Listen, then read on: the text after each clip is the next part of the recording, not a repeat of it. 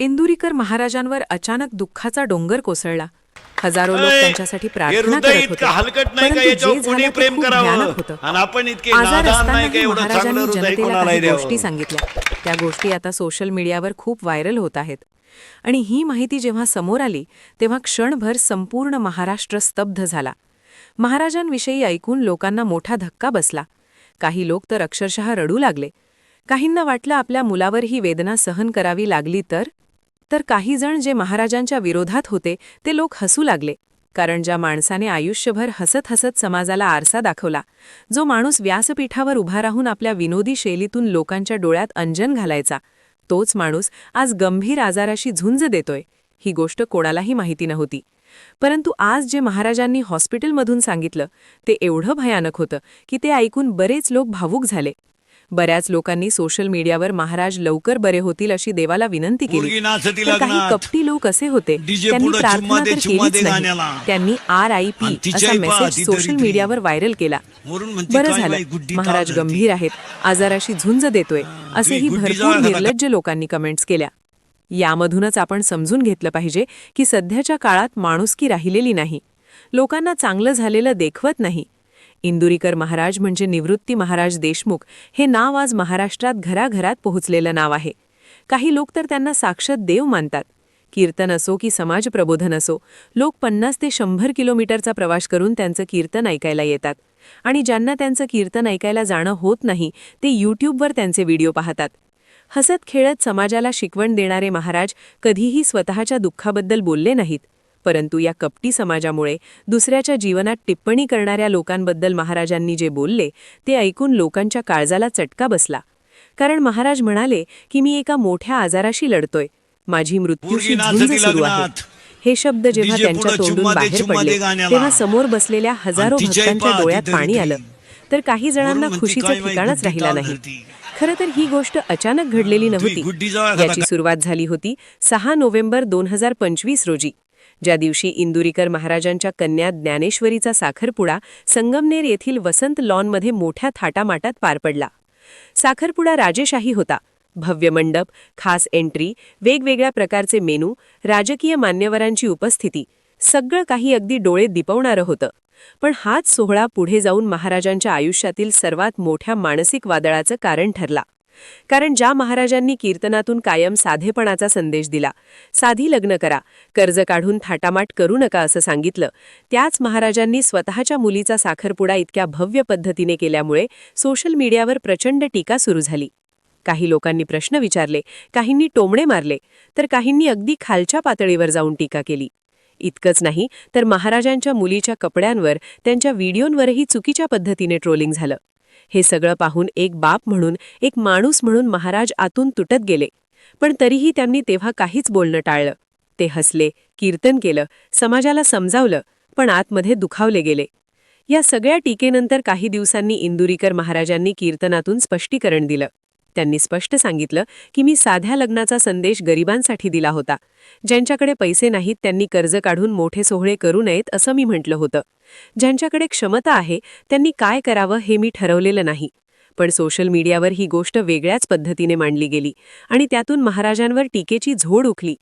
महिनाभर हे सगळं सुरू होतं आणि याच काळात महाराजांच्या मनावर प्रचंड ताण आला. लोकांनी केवळ महाराजांनाच नाही तर त्यांच्या कुटुंबालाही यात ओढलं. महाराज स्वतः कीर्तनात म्हणाले की लोकांना माझ्या मुलीच्या साखरपुड्यातला खर्च दिसला, पण महाराष्ट्रातल्या पूरग्रस्तांसाठी दिलेला लाखांचा निधी कुणाला दिसला नाही. अनाथ मुलांसाठी बी करत असलेली सेवा, गोशाळा, गरिबांसाठी केलेली मदत हे काहीच कुणाच्या लक्षात आलं नाही. मूर्ख लोकांच्या लक्षात फक्त तो थाटामाटात झालेला साखरपुडा आहे. पण मी माझ्या मुलीच्या आनंदासाठी थोडे पैसे खर्च केले तर ते सगळ्या जगाला दिसलं. या शब्दात त्यांच्या मनातली वेदना स्पष्ट जाणवत होती. एका कीर्तनात तर ते भावूक होऊन म्हणाले की मी कीर्तनाची सेवा सोडतोय, मी आता पुढे कीर्तन करणार नाही. हे ऐकून भक्त हादरले. कारण ज्या माणसाचा श्वास कीर्तनात होता तो माणूस असा निर्णय घेतोय म्हणजे परिस्थिती किती गंभीर असेल याचा अंदाज येत होता. याच काळात महाराजांच्या शरीरावरही या मानसिक ताणाचा परिणाम होऊ लागला.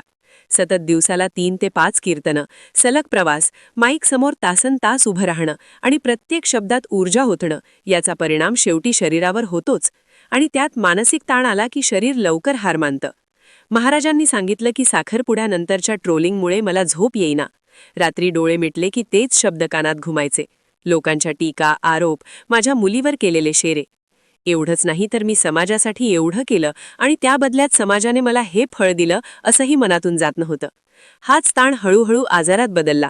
हृदयावर सूज येणं, छातीत जडपणा येणं, श्वास घ्यायला त्रास होणं, हे सगळं अचानक सुरू झालं. पण मी तरीही थांबलो नाही, कारण मला वाटलं माझा आवाज लोकांसाठी गरजेचा आहे. पण आता डॉक्टरांनी सांगितले की जास्त ताण घेतला तर धोका वाढू शकतो.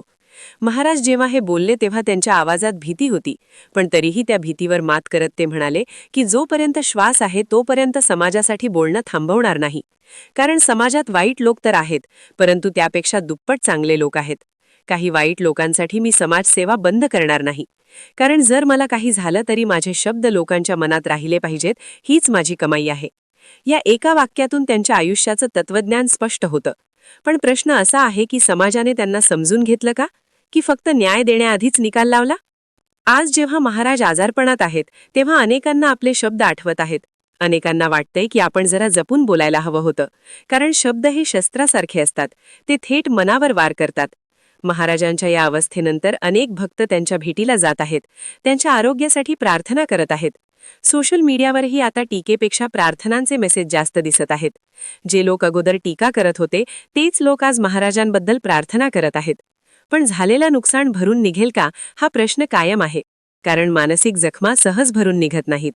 इंदुरीकर महाराजांची ही लढाई केवळ आजाराशी नाही, तर गैरसमजांशी आहे. समाजाने उभ्या केलेल्या अपेक्षांशी आहे. या सगळ्यातून ते कसे बाहेर पडतील हे येणारा काळच ठरवेल. पण एक गोष्ट मात्र नक्की आहे की हा प्रसंग आपल्याला शिकवून जातो की ज्या माणसाला आपण व्यासपीठावर देवासारखं मानतो तोही शेवटी आपल्यासारखाच माणूस आहे. भावना आहेत, वेदना आहेत आणि त्या वेदनांना जखमा होतात. आज इंदुरीकर महाराजांसाठी केवळ सहानुभूती नाही तर आत्मपरीक्षणाची गरज आहे. कारण उद्या अशाच शब्दांचा बळी कुणीही ठरू शकतो. तर डॉक्टरांनी नेमकं काय सांगितलं आहे, त्यांची पुढील वाटचाल काय असू शकते? इंदुरीकर महाराजांच्या आजाराबद्दल जेव्हा डॉक्टरांनी अधिक माहिती दिली तेव्हा अनेक गैरसमज दूर झाले आणि काही धक्कादायक गोष्टीही स्पष्ट झाल्या. डॉक्टरांनी सांगितलं की महाराजांचा आजार अचानक झालेला नसून तो हळूहळू वाढलेला आहे. सततचा शारीरिक ताण, दीर्घकाळ चाललेला मानसिक दबाव, झोपेची कमतरता आणि भावनिक अस्थिरता या सगळ्याचा एकत्रित परिणाम त्यांच्या हृदयावर झाला आहे. हृदयाच्या एका बाजूला आलेली सूज ही केवळ शारीरिक नाही तर मानसिक थकव्याचं लक्षण आहे असं डॉक्टरांनी स्पष्ट केलं. याच ठिकाणी ही गोष्ट खूप महत्त्वाची ठरते. कारण समाजात आपण आजार म्हणजे फक्त शरीरापुरता मर्यादित ठेवतो, पण मनावर होणारे घाव शरीराला कसे पोखरतात हे या घटनेतून स्पष्ट दिसतं. इंदुरीकर महाराजांनी स्वतः कबूल केलं की साखरपुड्यानंतरची टीका मला आतून खाऊन टाकत होती. मी बोलत होतो, हसत होतो, पण मन शांत नव्हतं. मन शांत नसेल तर शरीर कधीच साथ देत नाही. महाराजांनी सांगितलं की डॉक्टरांनी मला पूर्ण विश्रांतीचा सल्ला दिला आहे, पण मी समाजापासून पूर्णपणे दूर जाऊ शकत नाही, कारण माझं अस्तित्वच समाजाशी जोडलेलं आहे. हीच गोष्ट त्यांना इतरांपेक्षा वेगळं बनवते, कारण आजारपणातही ते स्वतःचा विचार कमी आणि समाजाचा विचार जास्त करतात. पण याच वेळी अनेक भक्तांनी महाराजांना विनंती केली की आता स्वतःची काळजी घ्या, थोडा वेळ थांबा, कारण तुमचं असणं आमच्यासाठी जास्त महत्त्वाचं आहे. ही विनंती ऐकून महाराज भावूक झाले आणि त्यांनी पहिल्यांदाच मान्य केलं की कदाचित आता मला थोडा ब्रेक घ्यायला हवा, कारण माझ्या शब्दांचा उपयोग तेव्हाच होईल जेव्हा मी जिवंत आणि निरोगी असेन. या एका वाक्यातून त्यांच्या मनातला संघर्ष स्पष्ट झाला. एकीकडे सेवा, दुसरीकडे स्वतःचं आरोग्य, आणि याच संघर्षात ते आज उभे आहेत. या सगळ्या प्रकरणानंतर अनेक लोकांनी सार्वजनिकपणे माफी मागितली. काहींनी कबूल केलं की आम्ही भावनेच्या भरात चुकीचं बोललो, तर काहींनी अजूनही मौन बाळगलं. पण एकूणच वातावरण बदललेलं दिसतंय, कारण आता चर्चा टीकेची नाही तर जबाबदारीची आहे. समाजाने कोणावर बोलताना किती मर्यादा ठेवाव्यात याचा हा जिवंत धडा आहे. आज इंदुरीकर महाराजांच्या तब्येतीत थोडी सुधारणा होत असल्याच्या बातम्या येत आहेत. डॉक्टरांच्या देखरेखीखाली उपचार सुरू आहेत, भक्तांची प्रार्थना सुरू आहे आणि महाराज स्वतःही सकारात्मक राहण्याचा प्रयत्न करत आहेत. ते म्हणतात की मला विश्वास आहे विठ्ठलावर आणि माझ्या भक्तांवर. हा विश्वासच मला उभं राहायला ताकद देतो. आज आपण शब्द जपले तर उद्या कोणाचं आयुष्य वाचू शकतं. त्यामुळे तुम्ही महाराजांसाठी प्रार्थना केलेला मेसेज कमेंट बॉक्समध्ये नक्की लिहा. जाण्याआधी स्वतःला एक प्रश्न विचारा, आपण कोणाबद्दल बोलताना किती जबाबदार आहोत? कारण पुढची वेळ कुणाची असेल हे कुणालाच माहीत नाही. हा व्हिडिओ शेवटपर्यंत पाहिल्याबद्दल तुमचे आभार. तसेच आपलं चॅनल सबस्क्राईब करा, कारण तुमचा एक सबस्क्राईब आमच्यासाठी नव्हे तर अशा अनेक आवाजांसाठी महत्त्वाचा आहे. धन्यवाद.